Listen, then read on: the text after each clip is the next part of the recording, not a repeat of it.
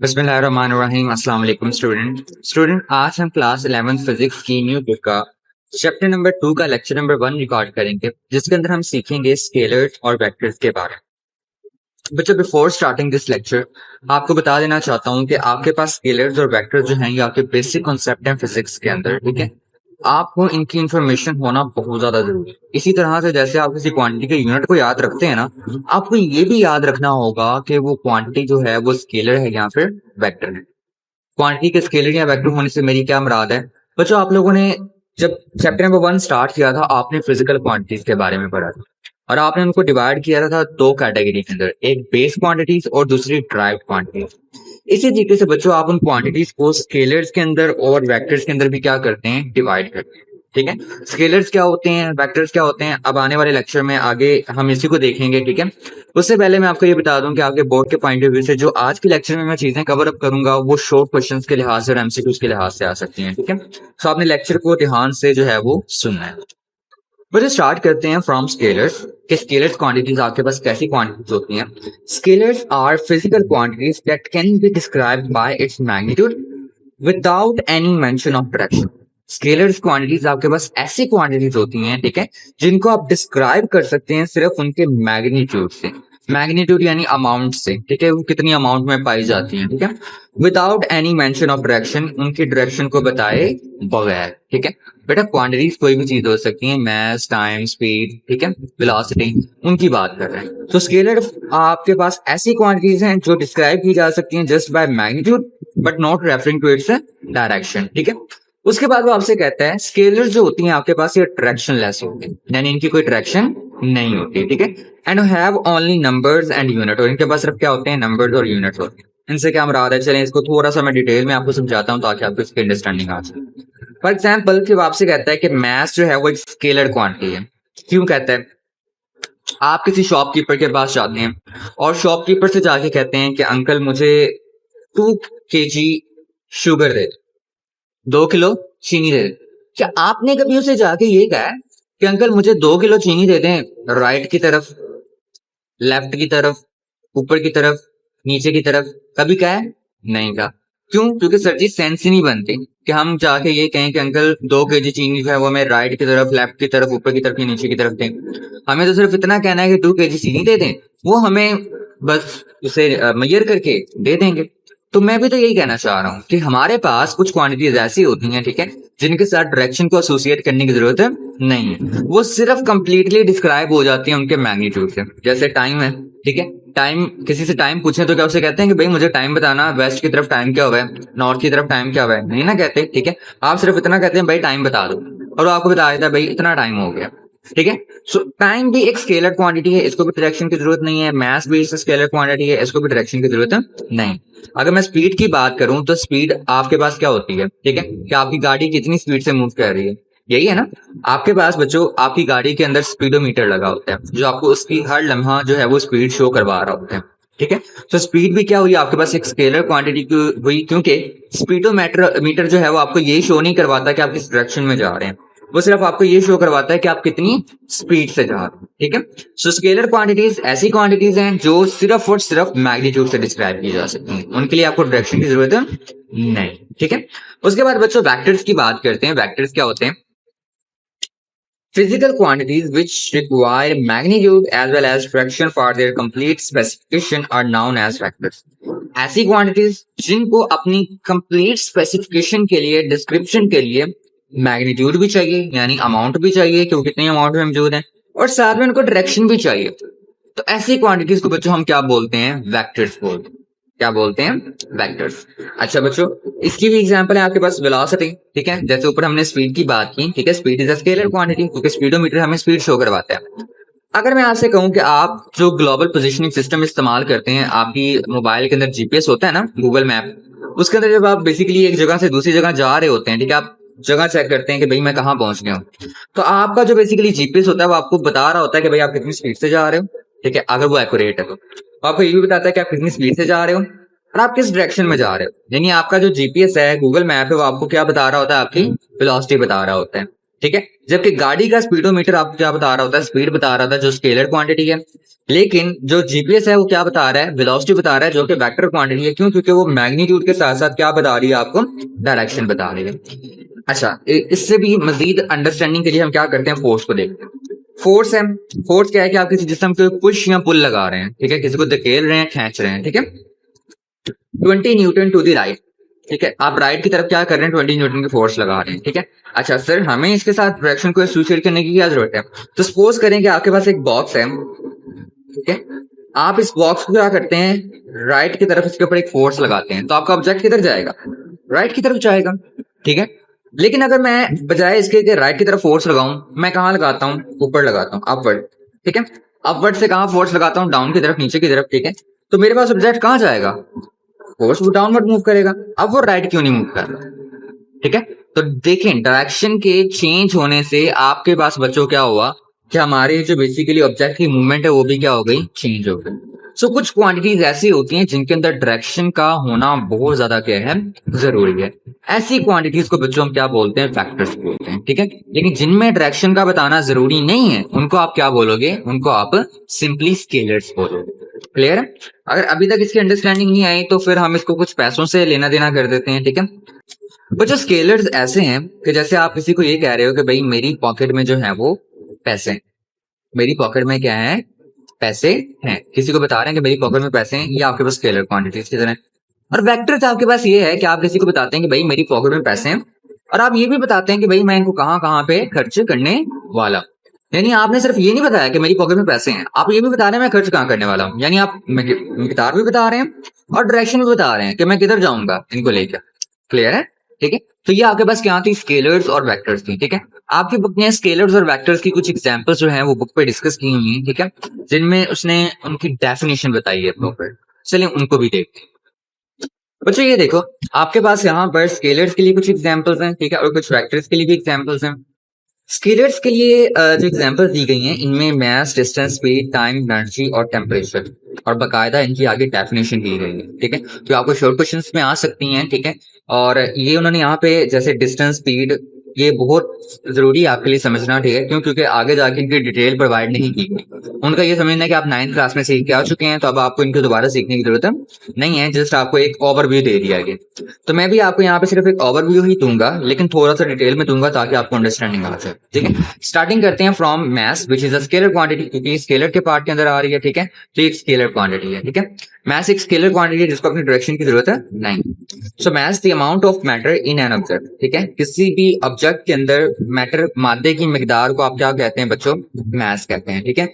Matter क्या है, आपके पास जो एटम है, ठीक है, जो आप बेसिकली ऑब्जेक्ट जो है वो किससे मिलकर बना होता है, ठीक है, एटम से मिलकर बना होता है, ठीक है। तो किसी भी आपके पास ऑब्जेक्ट के अंदर, ठीक है, मादे की मिकदार को हम क्या कहते हैं बच्चों, मैस कहते हैं, ठीक है। For example 2 kilogram. डिस्टेंस क्या है, डिस्टेंस आपके पास total length of the path travelled by object respective of the direction, ठीक है। आपके पास जो ऑब्जेक्ट ने टोटल लेंथ जो है वो ट्रेवल की है, ठीक है, वो आपके पास क्या कहलाता है बच्चों, डिस्टेंस कहलाता है, रिस्पेक्टिव, ठीक है। रिस्पेक्टिव से क्या मुराद है कि हम यहाँ पे डायरेक्शन को इसके साथ एसोसिएट नहीं कर रहे, ठीक है, बस आप किसको एसोसिएट कर रहे हो कि उसने कितना डिस्टेंस जो है वो ट्रेवल किया, फॉर एग्जांपल 50 मीटर, ठीक है, ठीक है। इसकी मैं आगे जाके आपको मजीद एग्जांपल दूंगा डिस्टेंस की, जब मैं इसका कंपैरिजन करूंगा बच्चों डिस्प्लेसमेंट के साथ, ठीक है। उसके बाद देखें speed, the rate at which an object covers distance, ठीक है, वो रेट जिसपे आपके पास कोई ऑब्जेक्ट जो है वो डिस्टेंस को कवर करता है उसे आप क्या कहते हैं, स्पीड कहते हैं। अब मैंने आपको बताया कि आपकी गाड़ी, आपको जो स्पीडोमीटर है आपकी गाड़ी का, आपको स्पीड ही शो करवा रहा होता है, for example 40 kilometre per our. इसका मतलब क्या है कि आपकी गाड़ी जो है वो 40 किलोमीटर ट्रेवल कर लेती है किसके अंदर, 1 घंटे के अंदर, ठीक है। 40 किलोमीटर पर आवर का मतलब क्या है कि आपकी गाड़ी ने क्या करना है, 40 किलोमीटर ट्रेवल करना है 1 घंटे के अंदर। टाइम क्या है, duration between 2 events taking place, ठीक है, जहां आपके पास 2 इवेंट्स के जो बेसिकली हो रहे हैं, ठीक है, उनके दरमियान जो वक्फा है उसको आप किसका नाम देते हो बच्चों, टाइम का नाम देते हो, वक्त का नाम देते हो, फॉर एग्जांपल 20 सेकंड, ठीक है। उसके बाद एनर्जी आती है। एनर्जी क्या है, द कैपेसिटी टू वर्क, ठीक है, काम करने की सलाहियत को आप क्या कहते हैं बच्चों, एनर्जी कहते हैं। ये भी आपके पास एक स्केलर क्वांटिटी होती है, ठीक है, यहाँ पे एग्जांपल दिया 25 जॉल। जॉल क्या है, आपके पास एनर्जी का यूनिट है। क्लियर है? टेम्परेचर क्या है? A measure of the average kinetic energy of particle in a substance, ठीक है। किसी भी सब्सटेंस के अंदर जो पार्टिकल्स मौजूद हैं, ठीक है, आपको पता है हर एक ऑब्जेक्ट के अंदर पार्टिकल मौजूद है, ठीक है। उन पार्टिकल्स की जो एवरेज काइनेटिक एनर्जी की पैमाइश होगी, ठीक है, वो आपको क्या बताएगी? टेम्परेचर बताएगी। अगर एवरेज काइनेटिक एनर्जी ज्यादा है तो टेम्परेचर भी क्या है? ज्यादा है। अगर एवरेज काइनेटिक एनर्जी कम है तो टेम्परेचर भी क्या है? कम है। अगर काइनेटिक एनर्जी का आपको इल्म नहीं है तो मैं बता देता हूँ कि आपके पास किसी भी ऑब्जेक्ट में उसकी मोशन की वजह से क्या होती है? काइनेटिक एनर्जी होती है। तो अगर किसी ऑब्जेक्ट के अंदर सब्सटेंसेस मौजूद हैं, ठीक है, पार्टिकल्स मौजूद हैं, ठीक है, और वो बहुत तेजी से मूव कर रहे हैं, तो इट्स मीन उनका जो बेसिकली टेम्परेचर है वो क्या है? ज्यादा है। और अगर वो बहुत कम स्पीड से मूव कर रहे हैं तो उसका जो टेम्परेचर है वो क्या है? कम है। For example 20 degree Celsius. इसके ज्यादा कंफ्यूज नहीं होना बच्चों, इसको जाके आगे आप थर्मोडायनेमिक्स के अंदर भी डिटेल से पढ़ने वाले हैं। बस इतना याद रखें कि टेम्परेचर क्या है? ये measure of average kinetic energy है, ठीक है। उसके बाद बच्चों वेक्टर्स हैं। तो वेक्टर्स आपके पास ऐसी क्वांटिटीज हैं, ठीक है, जिनकी डिस्क्रिप्शन के लिए आपको क्या है? मैग्नीट्यूड की भी जरूरत है, ठीक है, और साथ ही साथ डायरेक्शन की भी जरूरत है। तो बात करते हैं डिस्प्लेसमेंट से, ठीक है। डिस्प्लेसमेंट क्या है? Change in position of N object, ठीक है। जब कोई ऑब्जेक्ट अपनी पोजीशन को चेंज करता है, ठीक है, तो वो क्या कर रहा है? डिस्प्लेसमेंट कवर अप कर रहा है, ठीक है। इट हैज अ लेंथ, इसकी एक लेंथ होती है, लंबाई होती है, ठीक है। एक डिस्टेंस होता है जिसको आप मैग्नीट्यूड कहते हैं उसका, ठीक है, और एक डायरेक्शन होती है, ठीक है, 10 मीटर टूवर्ड्स वेस्ट, ठीक है, 10 मीटर किसकी तरफ? वेस्ट की तरफ। चलिए मैं आपको डिस्प्लेसमेंट और डिस्टेंस की एक वजाहत पेश कर देता हूँ। ओके बच्चों, सपोज करें कि आप लोग जो हैं यहाँ पर हैं, ठीक है, यानी लाहौर के अंदर हैं, और आप लाहौर से कहाँ जाना चाहते हैं? आप जाना चाहते हैं इस्लामाबाद, ठीक है। किधर जाना चाहते हैं? इस्लामाबाद जाना चाहते हैं, ठीक है। सो अगर मैं आपसे ये पूछूं कि इस्लामाबाद जाने का रास्ता क्या है, ठीक है, पाथ क्या है, तो आप कहेंगे सर मोटरवे होगी, कोई ना कोई रोड होगी। और आपको पता है वो रोड सीधी तो नहीं बनी होगी, ठीक है, वो कुछ इस तरह से बनी होगी, ठीक है। बस रैंडमली अपने पास से बना रहा हूँ, ठीक है, मुझे एग्जैक्टली पता नहीं है, ठीक है। ये जो आपके पास टोटल पाथ है, ठीक है, लाहौर से लेकर इस्लामाबाद का, ये आपके पास बच्चों क्या होता है? डिस्टेंस होता है। ये क्या होता है? डिस्टेंस। अब इस पाथ के ऊपर मैं कहीं ये स्पेसिफाई नहीं कर रहा भाई डायरेक्शन किधर है, बस मैं इतना कह रहा हूँ कि भाई यहां से इस तरह से जाते जाओगे तो कहाँ पहुंच जाओगे? इस्लामाबाद पहुंच जाओगे, ठीक है। सो टोटल पाथ की जो लेंथ होती है, ठीक है, उसको आप बेसिकली क्या बोलते हो बच्चों? डिस्टेंस बोलते हैं, ठीक है। लेकिन डिस्प्लेसमेंट क्या होता है? डिस्प्लेसमेंट आपके पास क्या है? किसी भी ऑब्जेक्ट की चेंज इन पोजीशन है। पोजीशन क्या है? पहले आपकी पोजीशन ये थी, ठीक है, फिर आप यहाँ पे जा रहे हैं, ठीक है, तो आपने अपनी पोजीशन में चेंज किया, इट्स मीन आपने डिस्प्लेसमेंट कवर किया है, ठीक है। मैं दूसरी डेफिनेशन इसकी ये कर सकता हूँ, it is the shortest path between 2 points. ये 2 पॉइंट्स के दरमियान में बच्चे शॉर्टेस्ट डिस्टेंस होता है। यानी अगर मुझे कोई पूछेगा भाई लाहौर से लेकर इस्लामाबाद का डिस्प्लेसमेंट क्या है, तो आप बताएंगे कि लाहौर से लेकर इस्लामाबाद का शॉर्टेस्ट पाथ क्या होगा, ठीक है। तो आप बता सकते हैं शॉर्टेस्ट पाथ क्या होगा? ऑफ कोर्स सर, लाहौर से लेके इस्लामाबाद का शॉर्टेस्ट पाथ जो है वो बिल्कुल एक स्ट्रेट लाइन है जो दोनों को क्या कर रही है? कनेक्ट कर रही है, ठीक है। तो ये इसका शॉर्टेस्ट पाथ है, ठीक है। अब ये इसका क्या है बच्चों? डिस्टेंस है, ठीक है, फासला है, ठीक है। और ये जो आगे बेसिकली एरो बना हुआ है ये उसकी क्या है? डायरेक्शन है, जो आपको बताएगा कि भाई इस्लामाबाद किस डायरेक्शन के अंदर आता है। क्लियर है? ठीक है। तो डिस्प्लेसमेंट जो है वो उसको दो चीजों की जरूरत होती है, ठीक है। डिस्प्लेसमेंट को दो चीजों की जरूरत होती है, एक उसको जरूरत होती है मैग्नीट्यूड की, और दूसरा उसको किसकी जरूरत होती है बच्चों? डायरेक्शन की जरूरत होती है। लेकिन डिस्टेंस को जरूरत नहीं है, ठीक है। अगर मैं आपसे कहूं कि लाहौर से लेकर इस्लामाबाद, मैंने थोड़ी सी रिसर्च की है इसके ऊपर, ठीक है, लाहौर से लेकर इस्लामाबाद का जो डिस्प्लेसमेंट बन सकता है ना स्ट्रेट लाइन, वो 266 किलोमीटर बन सकता है, ठीक है। लेकिन अगर आप एक गाड़ी के थ्रू मोटरवे से ट्रेवल करते हैं, ठीक है, लाहौर से इस्लामाबाद की तरफ, तो वो जो आपके पास डिस्टेंस बनता है ना, वो आपके पास 360 किलोमीटर बनता है, ठीक है। सो ये आपके पास क्या फर्क है डिस्टेंस और डिस्प्लेसमेंट के दरमियान में? डिस्टेंस क्या है? टोटल पाथ है, ठीक है, जबकि डिस्प्लेसमेंट क्या है? इन दोनों के दरमियान में शॉर्टेस्ट डिस्टेंस है। आई होप सो कि इस एग्जांपल से आपको समझ आ गया होगा कि बेसिकली आपके पास डिस्टेंस और डिस्प्लेसमेंट जो है वो दोनों में क्या फर्क है। आगे मूव करते हैं बच्चों। नेक्स्ट आपके पास आती है velocity, the speed of an object in a particular direction. किसी भी ऑब्जेक्ट की पर्टिकुलर डायरेक्शन के अंदर जो स्पीड होगी, ठीक है, तो आपके पास क्या कहलाएगी? वेलोसिटी कहलाएगी। For example 50 kilometre per hour towards west, ठीक है, कोई चीज जो है वो क्या कर रही है? 50 किलोमीटर पर आवर की स्पीड से वेस्ट की तरफ जा रही है, ठीक है।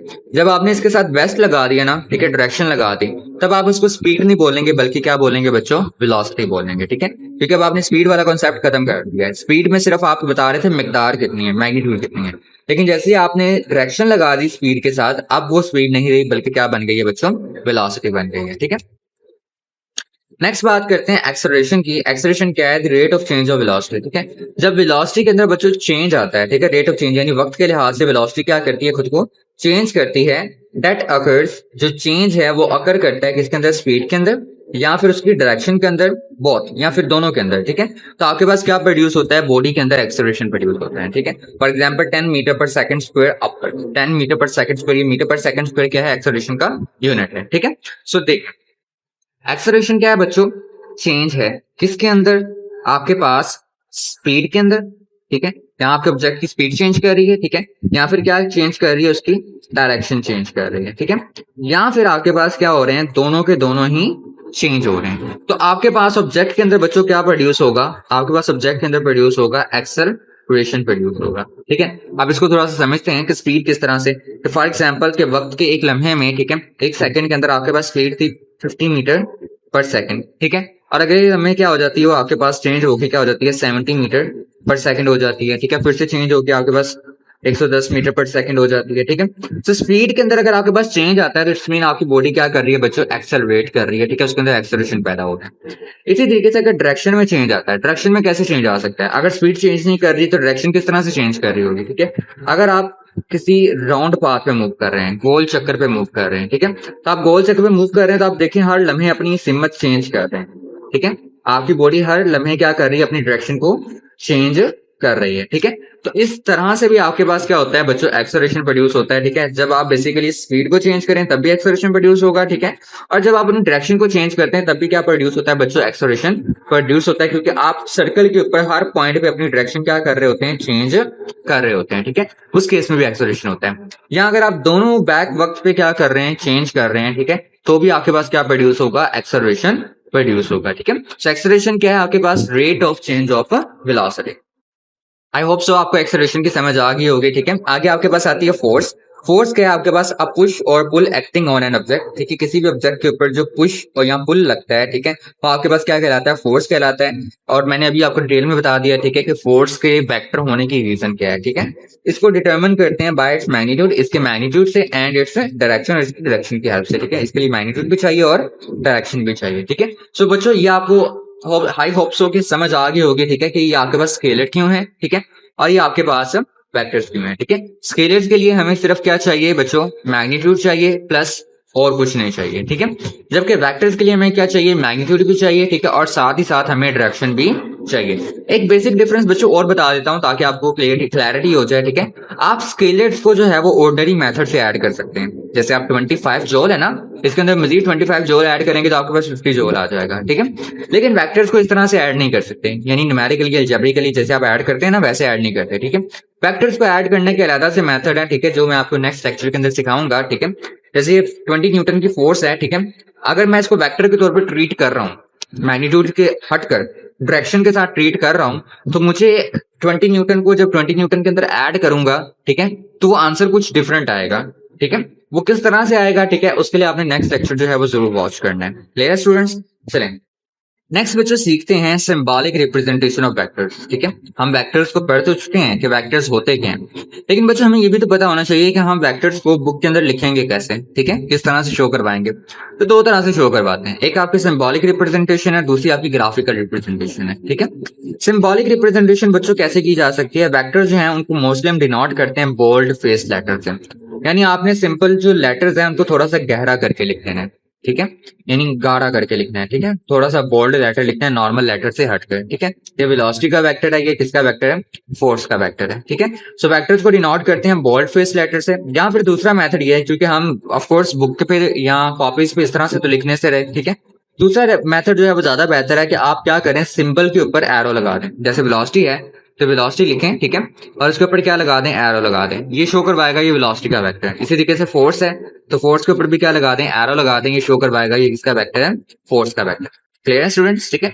उसके बाद बच्चों हमारे पास क्या आती है, ग्राफिकल रिप्रेजेंटेशन ऑफ वेक्टर्स आती है, ठीक है। वेक्टर्स की ग्राफिकल रिप्रेजेंटेशन, वेक्टर्स की ग्राफिकल रिप्रेजेंटेशन कैसे की जा सकती है, vectors are represented by arrows, ठीक है। वेक्टर्स को आप किनसे रिप्रेजेंट करते हैं बच्चों, एरो से रिप्रेजेंट करते हैं, ठीक है। जो लेंथ होती है एरो की वो इंडिकेट करती है किसकी, मैग्नीट्यूड को, ठीक है। और हेड जो है एरो का वो किसको इंडिकेट करवाता है बच्चों, direction of the vector, vector की डायरेक्शन को इंडिकेट करवाता है, ठीक है। इसके लिए मैंने नीचे एक एग्जांपल ड्रॉ किया है। कि आपके पास 20 न्यूटन फोर्स जो है वो कहाँ पर एक्ट कर रही है, राइट की तरफ एक्ट कर रही है, तो आप इसको किस तरह से इंडिकेट करवाओगे, ठीक है, ग्राफिकल रिप्रेजेंटेशन के जरिए, ठीक है। तो उसके लिए आप क्या करेंगे बच्चों, आप यहाँ पे देखें, मैंने एक एरो ड्रॉ की है, ठीक है। एरो के अंदर देखें, आपके एरो जो है वो किसकी तरफ इंडिकेट कर रहा है, राइट की तरफ इंडिकेट कर रहा है, ठीक है। जबकि ये जो आपके पास लाइन है ये किसको इंडिकेट करवा रही है, उसके मैग्नीट्यूड को इंडिकेट करवा रही है। यही कहा था ना, the length of the arrow, arrow की जो लेंथ होगी, ठीक है, वो आपके पास किसको इंडिकेट करवाएगी, मैग्नीट्यूड को। क्योंकि जो लेंथ है ये किसको इंडिकेट करवा रही है, मैग्नीट्यूड को, ठीक है। जबकि आपके पास यहाँ पे जो हेड है वो किसको इंडिकेट करवा रहा है बच्चों, आपके पास ये वेक्टर की डायरेक्शन को इंडिकेट करवा रहा है, जो किसकी तरफ है, राइट की तरफ है, क्योंकि हमारी फोर्स भी किस तरफ लग रही है, राइट की तरफ लग रही है। होप सो बच्चों आपका लेक्चर जो है वो समझ आ गया होगा, ठीक है। अगर लेक्चर की समझ आई है तो अपने वीडियो को लाइक करना है, चैनल को सब्सक्राइब करना है, अपनी क्लास 11th के फ्रेंड्स के साथ जरूर शेयर करना है। अल्लाह हाफिज स्टूडेंट्स।